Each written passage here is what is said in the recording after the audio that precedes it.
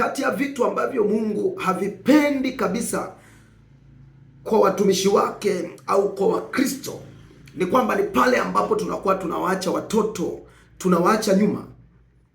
Tunaona kama vile hawafai katika ufalme wa Mungu. Tunaona kwamba kama vile bado ni wadogo, wao si lolote si chochote. Na wazazi wengi unaweza ukaona wanakwenda kwenye ibada, wanakwenda kwenye maombi, wanawaacha watoto wao majumbani, wanawafungia tu nyumbani, wanawaacha, wanawakabidhi watu kwa majirani kwa ajili ya kucheza nao, wakati Mungu anawahitaji hao watoto vile vile, anawahitaji waje mbele zake. Kuna kipindi Yesu alikasirika sana, na anakasirika hata nyakati kama hizi tunapokuwa tunaacha watoto wetu nyuma. Hicho kitu hakimfurahishi Mungu kabisa. Kuna baraka ambazo tunawakosesha, kuna baraka ambazo tunakosa sisi wenyewe kwa kuwaacha watoto nyuma. Tunaona kama vile hawafai katika ufalme wa Mungu. Tunaona kama vile kwamba wao vichwa vyao bado hakuna kitu, na kumbe wamejaza vitu vingi vingine. Ukivisikia unaweza ukatokwa na machozi. Adui yeye anakwenda nao sambamba watoto, hajawaacha hata kidogo, anaendelea kwenda naye. Shetani anaendelea kuwakamata watoto, wala angalii tena, anawatamani kweli watoto. Akiwakamata anafurahia, kwa sababu anajua kwamba hili neno ambalo tunalipandikiza kwa watu wazima na hata watoto tukipandikiza kwao, anajua litamletea shida. Kwa muda wote inabidi anapambana kwa ajili ya kuzuia watoto wasisikie neno. Akishazuia, ina maana nyakati zao tayari neno litakuwa limeshasimama, litakuwa limezuiliwa, haliwezi kwenda mbele. Kwa hiyo Mungu anachukia sana kitu kama hichi. Ndio maana Yesu alikasirika wakati watoto wanaletwa mbele zake ili waweke mikono. Wanafunzi wake wakawa wanazuia wale watoto, wanaona kama ni kero. Yesu, neno la Mungu linasema alikasirika sana. Kitabu cha Marko sura ya 10 ukianzia mstari wa 13. Anasema basi wakamletea watoto wadogo ili awaguse. Wanafunzi wake wakawakemea. Walipowakemea, anasemaje Yesu? Angalia mstari wa 14. Ila Yesu alipoona alichukizwa sana. Akawaambia, waacheni watoto wadogo waje kwangu, msiwazuie. Mungu hahitaji kabisa tuzuie watoto wadogo. Hahitaji tuwaache pembeni watoto wadogo.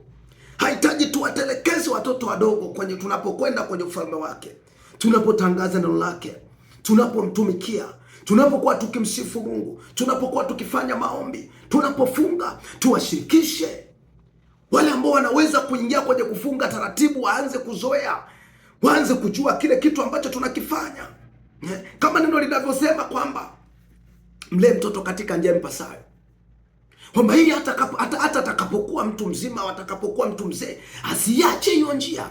Kwa akiwa bado mdogo anaanza kupandikiziwa, tunaanza kuingiza kile kitu cha kimungu, ile mbegu iliyo hai, ile mbegu ambayo inaleta uzima, tunaingiza ndani ya huyo mtoto. Mbegu ya msamaha, mbegu ya toba, mbegu hata ya kushuhudia, mbegu ya kutenda mema tunapandikiza ndani ya watoto. Mbegu ya kuombea watu tunaipandikiza ili na watoto waweze kuja kuwa waombaji, waweze kuwa waombeaji wa watu wengine, waombeaji wa watakatifu wa Mungu. Ukiangalia hata kipindi cha Musa, wakati anakwenda anawahitaji Waisraeli kuwaondoa pale ili waende wakamtumikie Mungu wao. Angalia Farao, kati ya vitu ambavyo alijua kabisa kwamba watoto ni bonge la mtaji kwake. Anamwambia, nyinyi nendeni tu peke yenu, nendeni mkamwabudu huyo Mungu wenu, nendeni mkamwabudu peke yenu, wacheni hao watoto.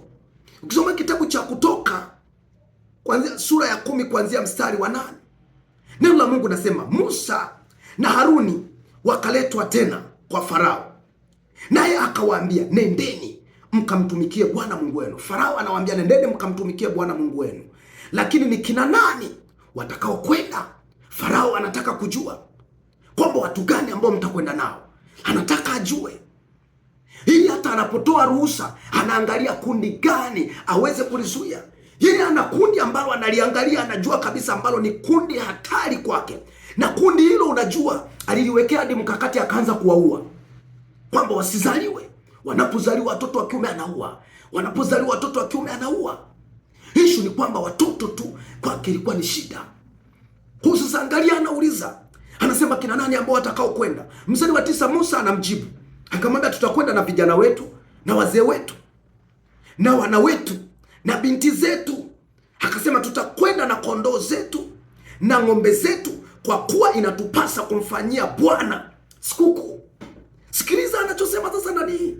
Anachosema nani? Farao anajaribu kumwadaa Musa. Anamwambia mstari wa 10, lakini akawaambia, Bwana na awe pamoja nawe.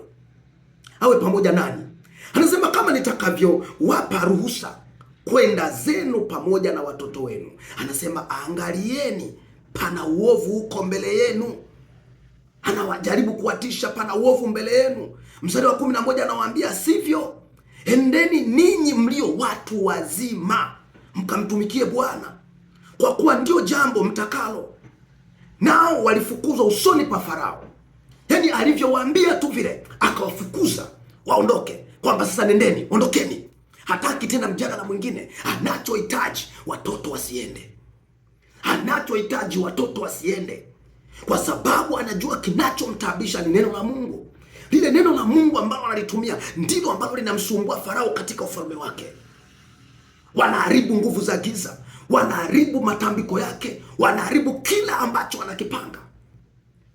Yale madhabahu ambayo wameyajenga na Farao, anaona hawa jamaa ni hatari.